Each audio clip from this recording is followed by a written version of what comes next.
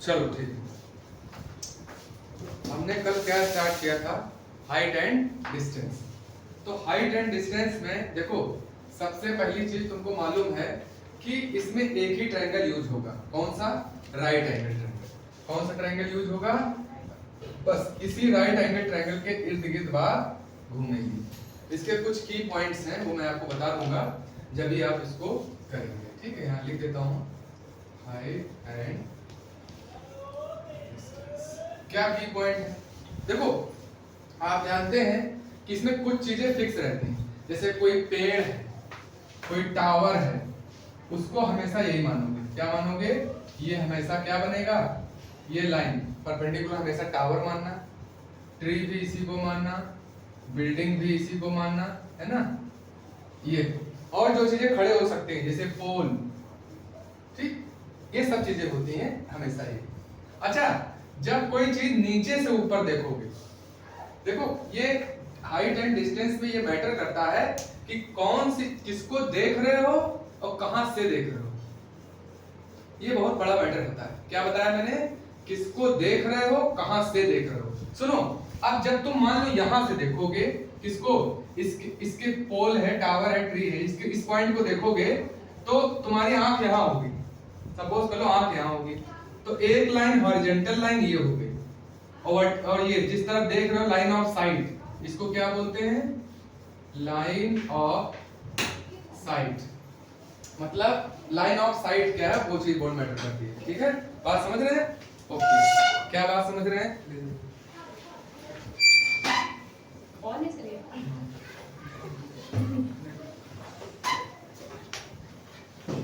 देखिए देखिए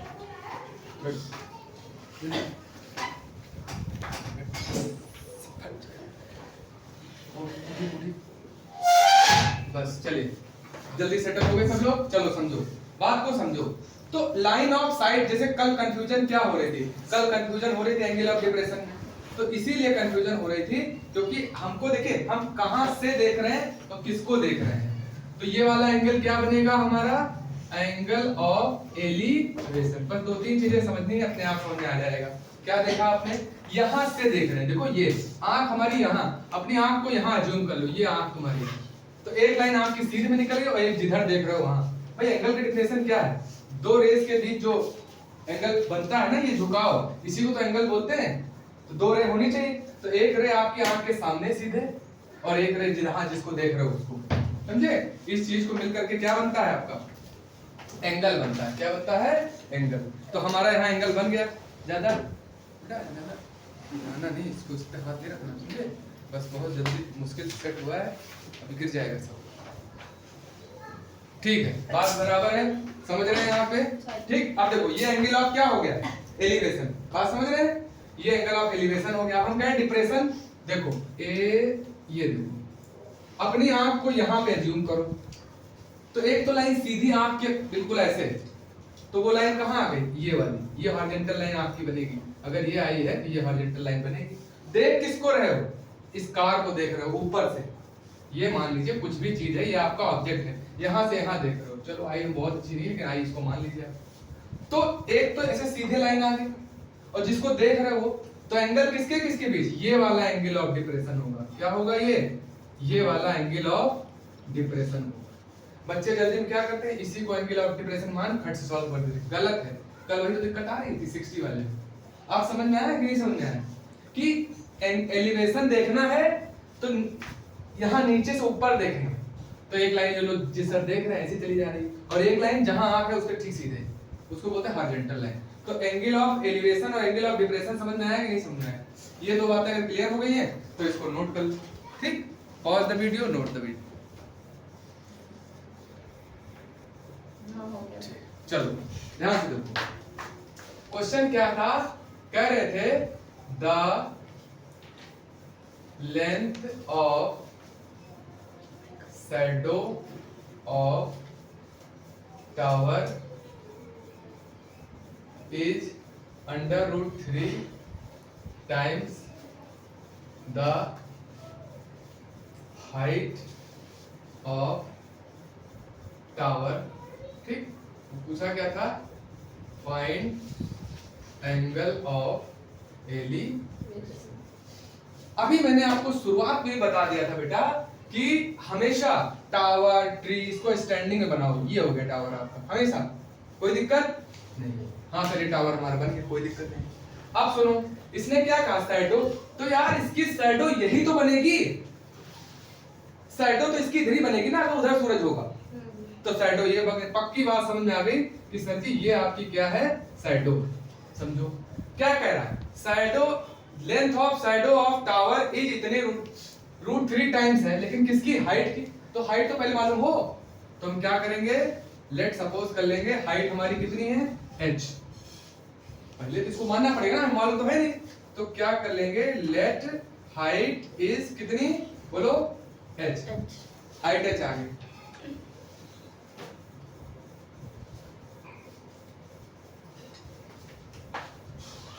x मान ले, चलो कोई दिक्कत नहीं, x मान लो। h से इसलिए हाइट ले लिया कि उससे नाम आता है, चलो x मान लिया, कुछ भी मान लो। Let height is x।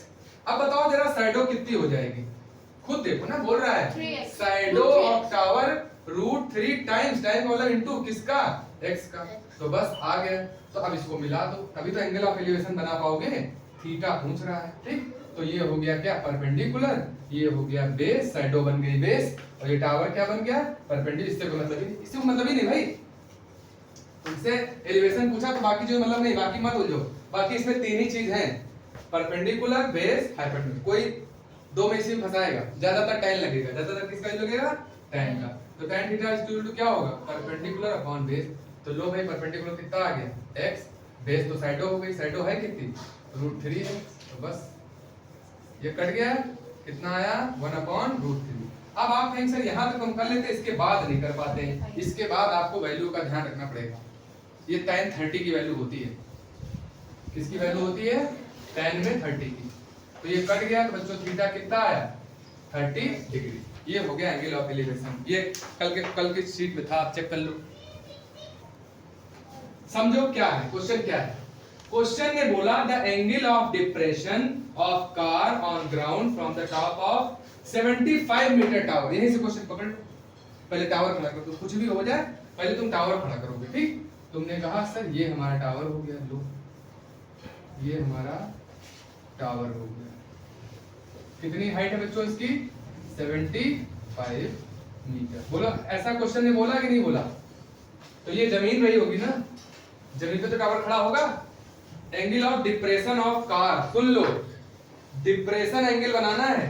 मान लो कार यहाँ है, कहाँ है बच्चों, ये ऐसे करके कार एक खड़ी है, ठीक। ये कार खड़ी है, समझ लीजिए कार खड़ी है। सुनो, यहां से आंख रखोगे ना, यहां आंख रखोगे तो ये तो हॉरिजॉन्टल लाइन हो जाएगी, और लाइन ऑफ साइट क्या होगी, देख कहां रहे हो, किसकी तरफ, इसकी तरफ। तो बच्चों ये एंगल बना, कितना बना, ये हॉरिजॉन्टल लाइन होगी, इसके एंगल भी कितना बना, 30 डिग्री। गलती से भी ये मत मान लेना, ये 30 है तो तुमने 9th में पढ़ा होगा, दो पैरेलल लाइन के बीच अगर कोई लाइन ऐसे कट करती है तो ये और ये एंगल क्या होते हैं, आपस में बराबर होते हैं। चाहे वैसे दिमाग लगा लो, और चाहे ये 30 तो इधर वाला कितना, ये भी 30। बात समझ गए। तुमसे क्या पूछा है, find the distance of car. Car है यहाँ, कहां से पूछा, बेस ऑफ टावर। टावर का बेस कौन सा है, ये। तो इसके बीच की डिस्टेंस क्या कहलाती है, बेस कहलाती है कि नहीं कहलाती, x मान। क्या मान लोगे, x।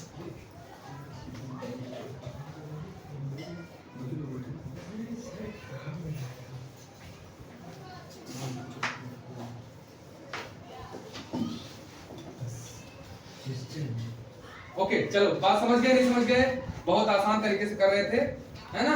इतनी बात समझ गए, सुन लो इधर आओ, कैसे करोगे इधर समझो जल्दी से।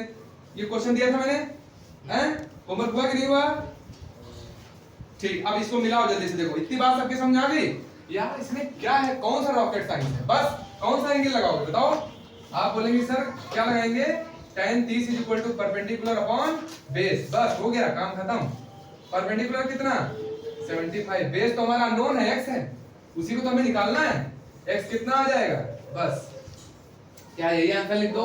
या कभी कभी वो बोलते हैं कि हम √3 की वैल्यू तुमको दे रहे हैं, अब तुम बताओ, तो इसको मल्टीप्लाई करके लिख दो, क्या दिक्कत है? वो देते हैं तो उसका इस्तेमाल करना है, अगर वो देते हैं तो उसका इस्तेमाल करना है।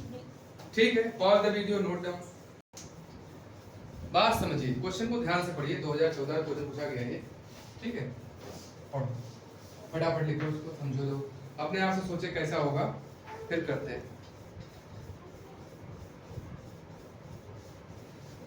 एंगल ऑफ एलिवेशन ऑफ, सब लोगों ने लिख लिया? एक्सप्लेन करूं? देखो इधर देखो क्या है, बात समझो। कहते हैं angle of elevation of the top of, फिर हमने टावर तुम पहले बना लोगे, आधा क्वेश्चन तुम्हारा ऐसे ही आसान हो जाएगा, शुरुआत तो कम से कम हो जाएगी। अरे टावर कहाँ बना लोगे, जमीन तो बनाओगे कि नहीं बनाओगे? तो टावर को खड़ा करने जमीन बनानी, टावर तुम खड़ा कर दो पहले। अब जब टावर खड़ा कर दिए मतलब पक्का, ठीक, क्या कह रहा है बताओ? Angle of elevation of the top of tower at a point on ground, सुनो 50 मीटर, पकड़ मिल गई, कहां से 50 मीटर? ग्राउंड, फुट से, तो टावर का फुट ये रहा, ये हो गई सर हमारी 50, साफ साफ नजर आ रहा, बेस हमारा क्लियर हो गया, बात समझ गए? और एलिवेशन, एंगल ऑफ एलिवेशन ये बना सर, कितना है 40, ये बच्चों वाले सवाल है एकदम सीधे लगाया हमने, क्या tan 45 परपेंडिकुलर अपॉन बेस, इसकी वैल्यू 1, परपेंडिकुलर है x, बेस है 50, तो जी x कितना आया 50 मीटर, कितना आसान, बताओ। वैल्यू रखा p अपॉन b, एक पता है p या b में से खट से निकल आया, क्या ही करना है। Pause the video, note down the this, सुनो इधर, लैडर सीढ़ी लगाना है, तो यार सीढ़ी कैसे लगाओगे? ऐसे ही तो लगाओगे वॉल के सहारे, तो तुम्हें एक दीवार की जरूरत पड़ेगी, ये लो दीवार हो गई है ना, जमीन तो पड़ेगी क्योंकि बिना जमीन पर रह के कुछ हो ही नहीं सकता, ये रही दीवार पूरी। अब तुमने इस पे वॉल लगा दी, क्या लगा दी? सीढ़ी। तो लो जी सीढ़ी हमने ऐसे लगा दी, कुछ ऐसा व्यू आएगा आपको सीढ़ी बना के, पहला डंडा, दूसरा डंडा, तीसरा, चौथा, पांचवा, छठवा, सातवां, आठवां, ऐसे करके चढ़ गए सीढ़ी, ये दीवार है। अब बात समझो, साफ साफ दिख रहा है, एंगल ऑफ एलिवेशन वर्ड दिख रहा है, क्या पूछ रहा है, क्या बोल रहा है? Ladder makes an angle of 60 degree with the ground, ground से 60 डिग्री बना रही है, तो ये वाला एंगल हो गया 60 डिग्री। अगर कहती विद द वॉल तो बच्चों यहां ना लिख के यहां लिखते, लेकिन इसने साफ बोला है कहां से? ग्राउंड से, फिर से पिक्चर क्लियर होती जाती, कुछ है नहीं। अब क्या बोले हैं? Ladder is 2 metre away from the wall, तो ये रही लैडर 2 मीटर अवे कर लो यहां से। Find the length of x, right angle line बन गया, बोलो हाँ है ना। इसको क्या बोलते थे? बेस बोलते थे कि नहीं बोलते थे? इसको क्या बोलते थे? हाइपो बोलते थे, नहीं बोलते? हाइपोटेन्यूज। और बेस और हाइपोटेन्यूज किसमें आता था? कॉस। एग्जैक्टली, यही आंसर है, कॉस में आता था, क्योंकि पंडित बद्री प्रसाद हर हर बोले, ये कॉस का था, याद करो। तो बस बन गई, मिल गया लिंक, क्या लिख दोगे? cos 60 is equal to base upon hypotenuse, इसकी वैल्यू 1/2, बेस रहा हमारा 2, ये लो। कितना आसान यार, कितना आसान लोगे, एक बार डायग्राम बनाओ, क्या बन गया 4 मीटर, लो आ गई। इसका नाम डालना चाहो डाल दो, ABC, तो क्या लिख दोगे? इन ट्रायंगल ABC, बोलो हाँ है ना, क्या ही चाहिए भाई। लेकिन की ध्यान देना, एग्जाम में अंडर प्रेशर बात समझ नहीं पाते हैं। उसने लिखा है ग्राउंड से 30 डिग्री बना रहा है दीवार से, और तुम धड़ा से यहाँ लगाए बैठे हो सब चौपट। अगर यहाँ से 30 बनाएगा तो ये 60 नहीं हो जाएगा? बोलो हाँ है ना? Yes sir. ठीक, समझ गए। नोट कर लीजिए सारे बच्चे, नोट कर लें। हाँ, क्वेश्चन में क्या बोल रहा है ध्यान समझो। अब की बार क्वेश्चन आसान है, अब की बार 2 एंगल ऑफ एलिवेशन दिए गए, तुम लोग डायग्राम ट्राई करो बनाने का, ठीक? हाँ तुम सही बना रहे हो, लेकिन टावर के ऊपर टैंक भी तो सजाओ। चलो अच्छा बाद में लिखना, पहले समझो। इधर देखो, इधर देखो, डायग्राम बनाना अगर आ गया तो समझ लो सब सही। इन्होंने क्या बोला? इन्होंने कहा भैया जमीन पे टावर खड़ा है, हमने कहा अच्छी बात, ये खड़ा हो गया क्या हमारा टावर। टावर का एंगल ऑफ एलिवेशन कितना है? इधर ये बना दो आप, कितना डिग्री? 30 डिग्री, ठीक है, यहां तक समझ में आ गया। अब टावर के ऊपर टैंक भी रखो, तो भैया टैंक लो, ये टैंक रख लिया, ये क्या हो गया हमारा टैंक, ये टैंक रख गया। सर टैंक जब रख गया तो मान लो कुछ टैंक ऐसा है, एंगल ऑफ एलिवेशन बनाने में थोड़ी आसानी रहेगी। ये टैंक को, ये टैंक रख लिया पानी का, अब यहां से एंगल ऑफ एलिवेशन कितना है, देखो इधर ए, ये वाला एंगल कितना, अब पूरा एंगल कितना बन रहा है, कितना बोल रहे हैं 45 काम बन गया।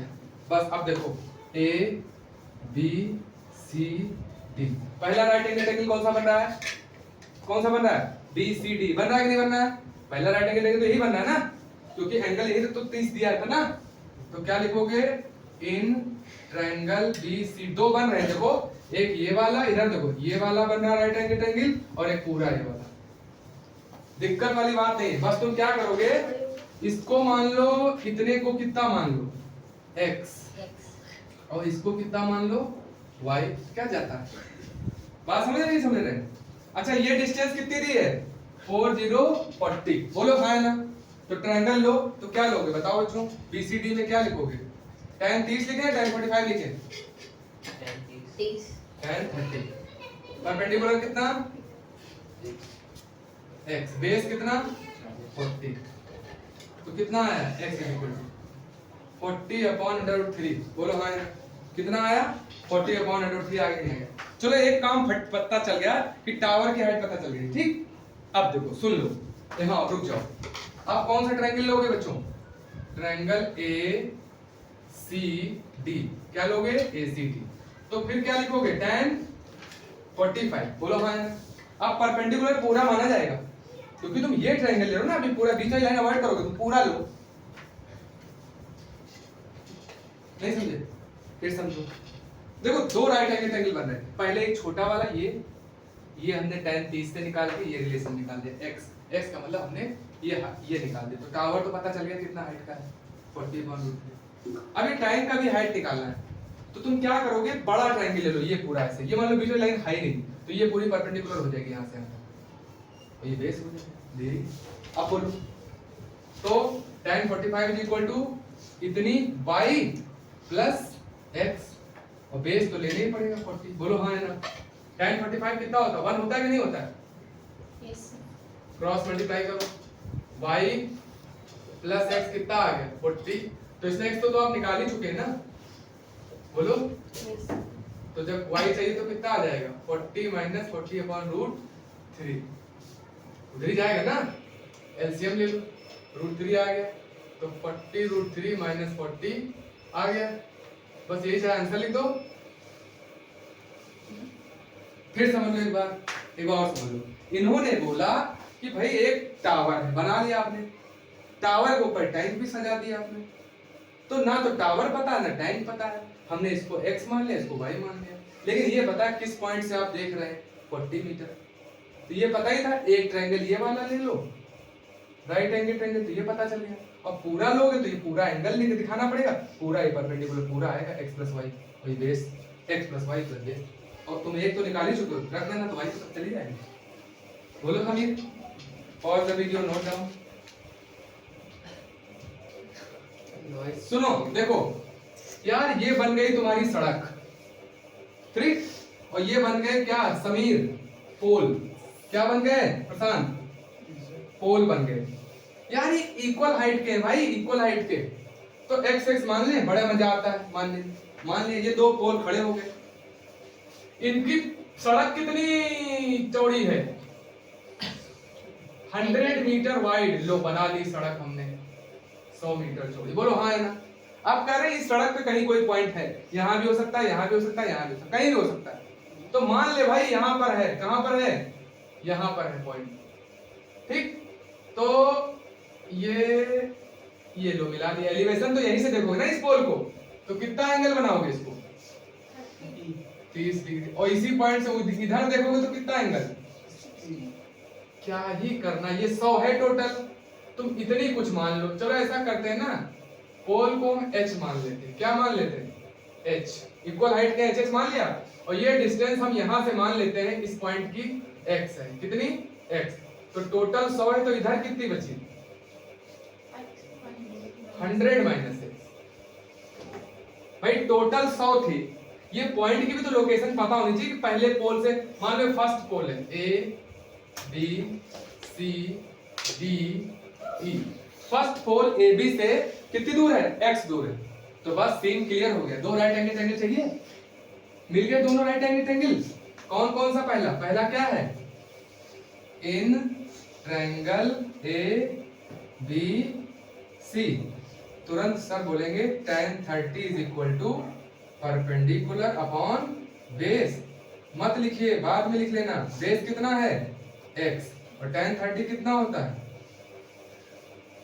यहां से कुछ क्रॉस क्रॉस कर कुछ मिलेगा, कुछ रिलेशन। x का 1 से इंटू करेंगे, √3 का h से करेंगे, तो x इज इक्वल टू कितना आया? ये इक्वेशन बन गई। इसको बस छोड़ दीजिए, आपका एक काम हो गया। मत लिखो, अब समझो x निकल आया। ठीक, अब दूसरा ट्रायंगल कौन सा दिख रहा है? इसका नाम कोई नहीं बताएगा, समीर बताएंगे। दूसरा ट्रायंगल कौन सा है? अरे दूसरा ट्रायंगल ही नहीं बता पा रहा। EDC। तो क्या लिखते हैं इधर, शॉर्ट में लिखते हैं इन ट्रायंगल EDC में कौन सा एंगल लोगे? फिर वही tan 60 is equal to perpendicular upon base. ये लिया तो ये परपेंडिकुलर, ये बेस, और ये लिया तो ये परपेंडिकुलर, ये बेस। इतना लेना बस। तो tan 60 परपेंडिकुलर कितना? h, बेस कितना है? ये लेना, इतना कितना है बस। और ये tan 60 की वैल्यू कितनी होती? √3।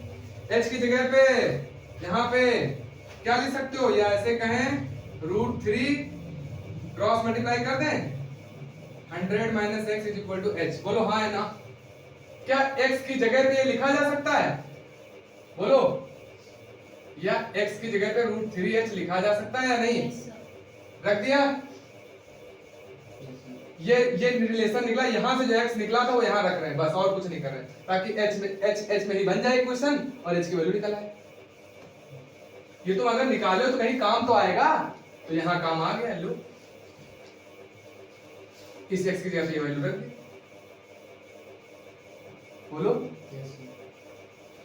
ये निकाल लिए थे बहुत आसानी से, ये कहीं ना कहीं काम आना चाहिए। तो लो यहाँ पे काम आ गया।